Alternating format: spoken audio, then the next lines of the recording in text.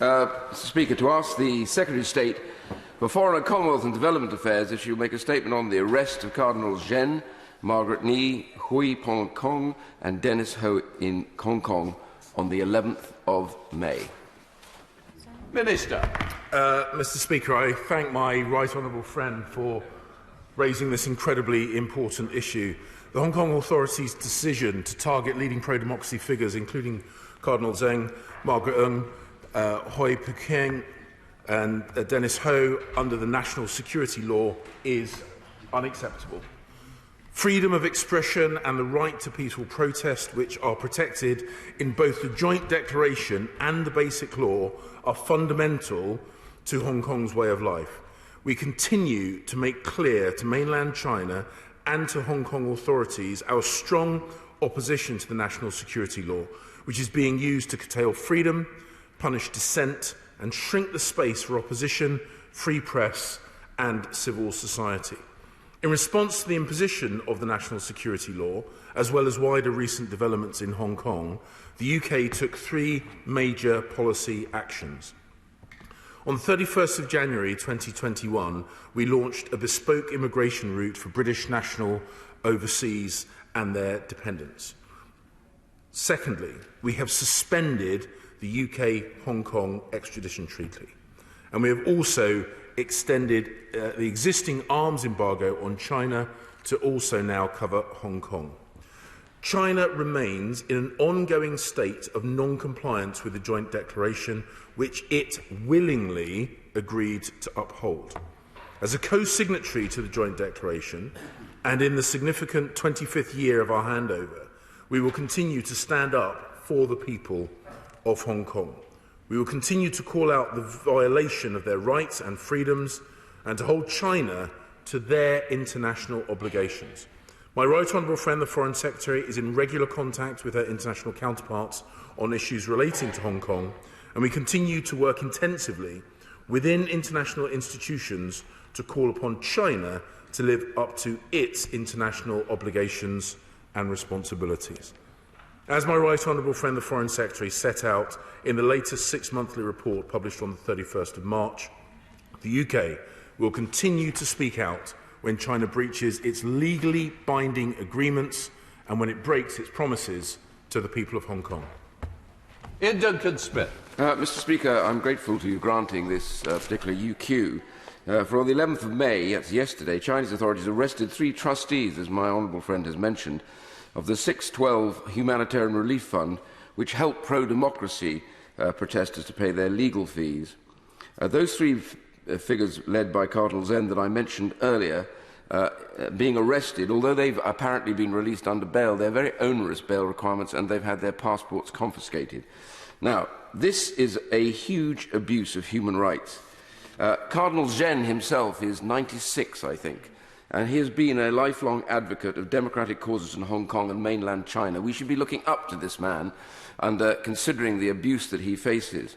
He's spoken out against China's growing authoritarianism and President Xi, including Beijing-imposed national security law and the prosecution of many religious, including Roman Catholics, in China. So, Mr. Speaker, the problem we've got here is my government comes to the dispatch box legitimately and condemns this, and condemns all of these actions in China. And yet, we lag behind others in actually sanctioning individuals under the Magnitsky requirements. These following people have been sanctioned already by the US and are involved in this process. John Lee, elected as Hong Kong's next chief executive, sanctioned by the USA. Carrie Lam, sanctioned by the United States, previous head of the Hong Kong government. Teresa Yuk-Hwa, sanctioned by the USA. Bao Long, sanctioned by the USA. Zhao Zhang, sanctioned by the USA. Hua Ming, Luo, sanctioned by the USA. Yan Zhongjing, sanctioned by the USA. Ping Guantang, sanctioned by the USA. Hua Chung-lo, a former commissioner of the Hong Kong police force, sanctioned by the USA. Not one of these has been sanctioned by the UK government. It is time to step up and make it very clear. And I would also say to my right honourable friend, who I have a huge amount of respect for, that this fund that I referred to, the 612 one, was shut down last year.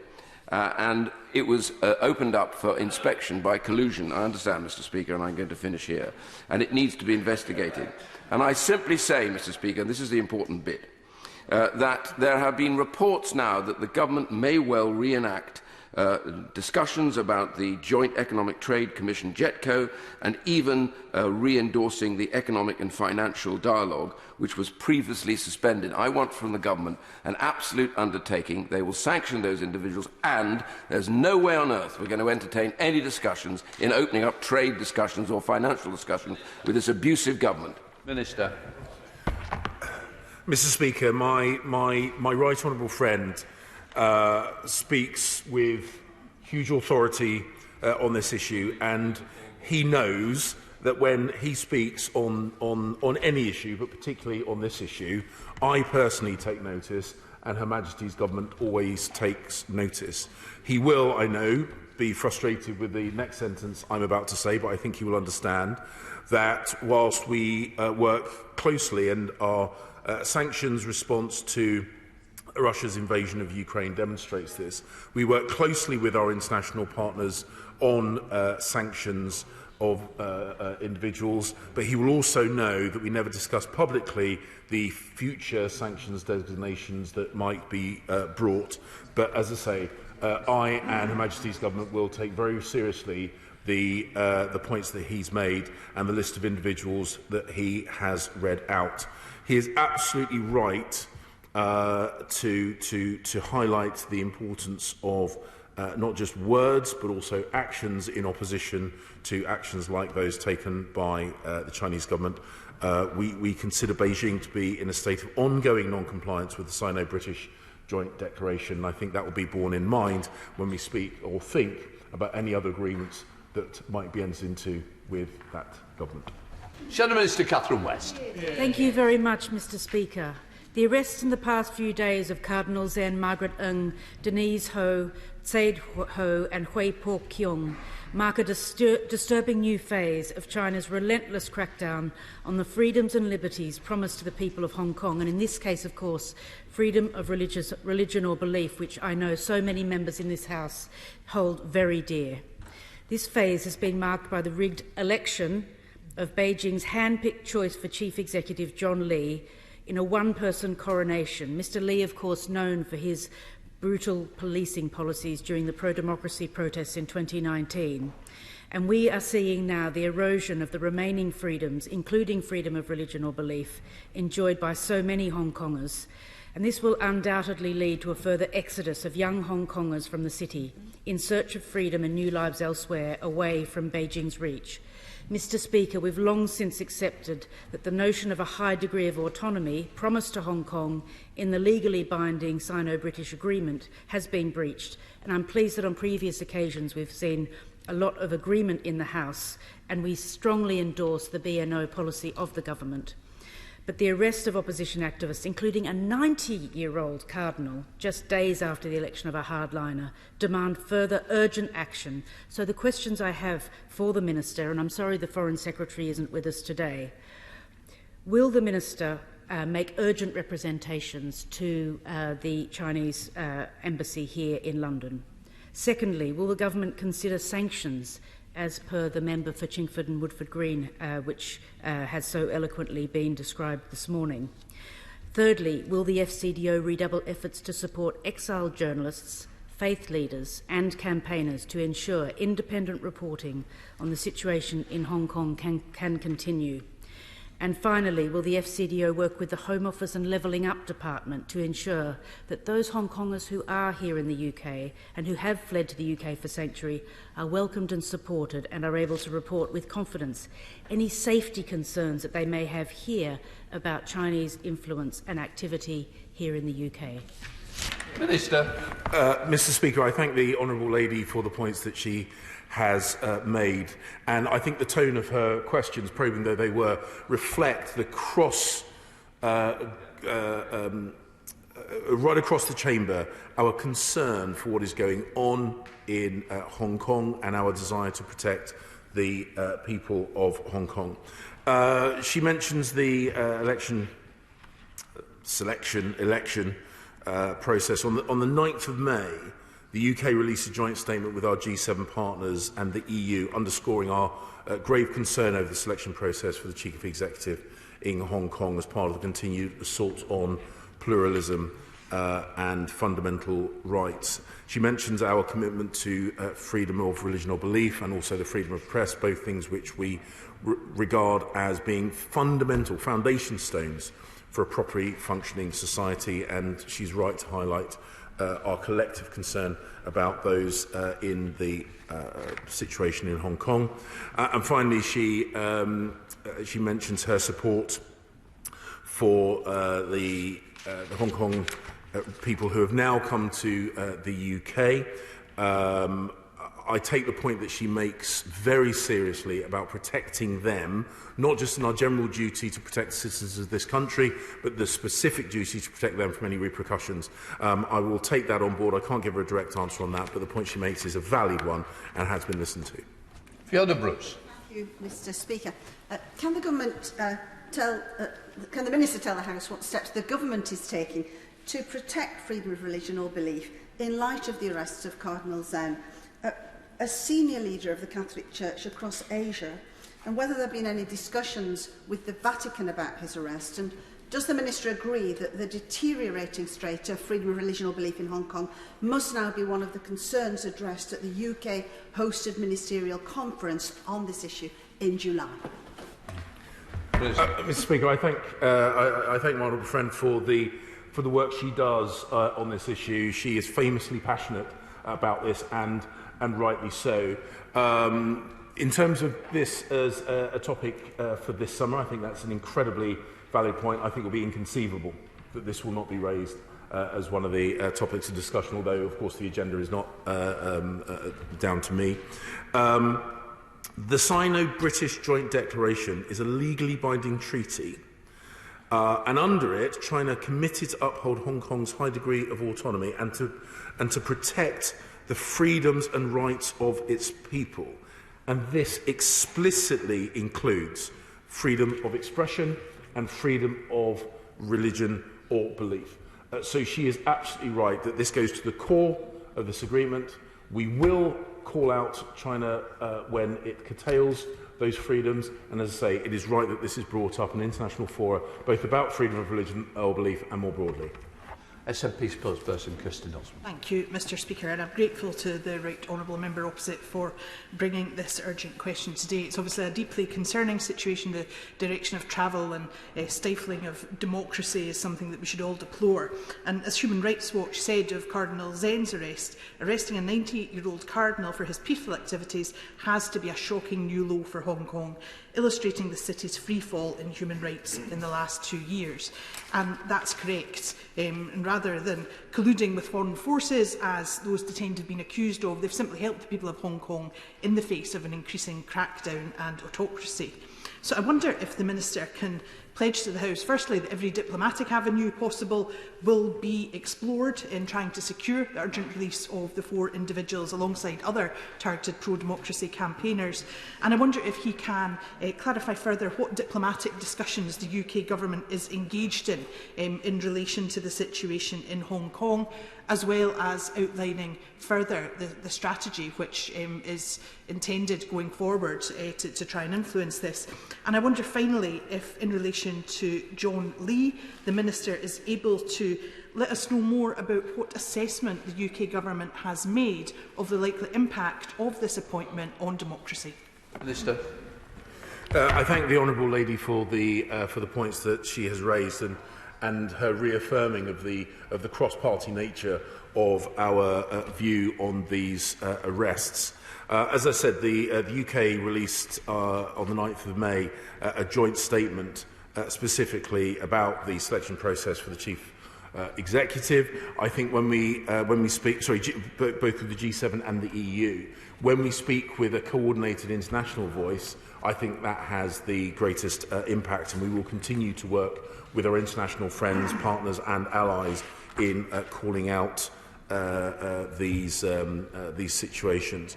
We also used our G7 presidency to highlight our concerns about Hong Kong, both in Cardiff Bay including through the Cardiff Bay summit. And she says, about how we move this forward. We consistently raise these concerns both with the Hong Kong authorities and with the Chinese mainland authorities. Paul Bader. Thank you, Mr. Speaker. We all in this chamber know that China seeks to project its power around the world in order to obtain the respect it believes is owed to it. Will you not agree with me that the arrest of Cardinal Yan does nothing but inspire the contempt, not just to Catholics around the world, but all people who value freedom of religion? Minister. My honourable friend makes a very important point, and I would, not that it's for me to give government's advice to the government of China, but they freely and openly entered into an agreement with us. They are now in breach of that agreement. Countries around the world should look to see the respect that the Chinese government has for agreements that it has freely entered into. We expect that they stand by the agreements that they have made, both on this issue and the other issues in the British-Sino agreement. Jim Sharp. Thank you, Mr. Speaker. Can I thank the Minister for his replies? He is definitely a compassionate Minister, understands the issues very, very well, and I thank him for all that he has done and will do.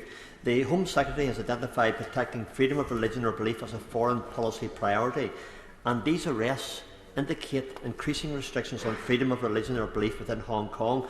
And worryingly, if it's happening in Hong Kong now, it also means that given the current situation affecting Christians, Uyghur Muslims and Falun Gong practitioners in mainland China. So what assessment has the Minister, his department, made on the long-term impact of this case? Thank you.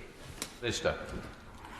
Mr. Speaker, the honourable gentleman again is one of those voices in the House that speaks regularly with great knowledge on this incredibly important issue, and he is right to highlight the fact that what we see happening in Hong Kong may well reflect other things that we don't see happening in other parts of China. Freedom of religion or belief is one of those foundation stone freedoms. It is the canary in the mine, as it were. It is a key indicator of a government's commitment to a whole range of other freedoms. And the fact that this is so visibly being curtailed in Hong Kong should indeed draw our attention to other religious minorities in China, a number of which he champions regularly, and I can assure him we will keep a close eye, not just in Hong Kong, but elsewhere in China as well. Thank you, Mr. Speaker. It's clear that the Chinese government are watching the West's reaction to Russia's illegal invasion of Ukraine. Members of this House have been sanctioned by the Chinese government for doing nothing more than calling out human rights abuses in China. So surely my right honourable friend's point about the sanctions and the people to be sanctioned should be taken on board by the British government and implemented immediately. Minister. My honourable friend speaks, I think, with great passion and the point he's made, I can assure him, is being heard by the government. I repeat the point I made to my right honourable friend, that we don't talk about future sanctions designations, but I absolutely hear the point about British parliamentarians being sanctioned and completely inappropriate nature of that, and we will listen carefully to the point that he and my right honourable friend has made. Thank you, Mr. Speaker. I thank the honourable member for bringing this really important, urgent question. I feel like in the 5 years I've been here, this is a repeated deterioration in the situation in Hong Kong. And words are one thing, but action is something else. Absolutely, we should be doing sanctions, but Hong Kong Watch has done a report just recently showing that there is dirty money flowing in our economy that has been gained through corruption and being spent by families of officials from Hong Kong. Would the Minister look carefully at that Hong Kong Watch report and commit to doing an audit of that dirty money, using the new powers we have in the Economic Crime Bill to root it out from our society? Minister. The honourable lady makes an important point in terms of reference to the Economic Crime Bill. That piece of legislation is being brought through the House specifically so that we can address dirty money that may be flowing through the UK, and I can assure her the report that she highlighted will be read. I suspect it's not my portfolio, but I suspect it already has been by the FCDO. Margaret Ferrier. Thank you, Mr Speaker, and I thank the Minister for appearing in the Chamber today to answer the urgent question. Does he consider Hong Kong's new leader John Lee's statements about cracking down on fake news as worrying as I do, in the face of accusations of human rights abuses in the region? Has the government yet sought engagement with Lee, and how does it intend to apply pressure to protect democratic freedoms more broadly? Minister. A free media is, just like the protection of freedom of religion and belief, one of the foundation stone freedoms, and actions to curtail it are always something that we look at carefully, closely, and as I say, we've previously released statements about that appointment with our international partners, and I can assure the Honourable Lady that when it comes to actions which are being euphemistically described as a crackdown of fake news, we will take that very, very seriously, because of course we recognise that for what it is, which is the curtailment of free and open media. Sir Rowan. Thank you, Mr Speaker. Can the Minister tell the House what steps he's actively taking to protect religious freedoms in Hong Kong in light of the arrest of Cardinal Zen? And will he commit to working with his counterparts in the Home Office to ensure that UK police forces protect Hong Kongers in our country from CCP agents, many of whom have shockingly been reported to have been followed or even attacked? Minister. Mr Speaker, the Honourable Lady raises an incredibly important point. The offer that we made to British nationals overseas in Hong Kong to come here and make their lives here was designed specifically to help protect them from persecution and danger. We absolutely see that that duty does not stop just because they are now here in the UK, and I can assure her that we take their protection incredibly seriously, particularly in light of some of the things that we're seeing. Right, that completes the urgent question. We now come to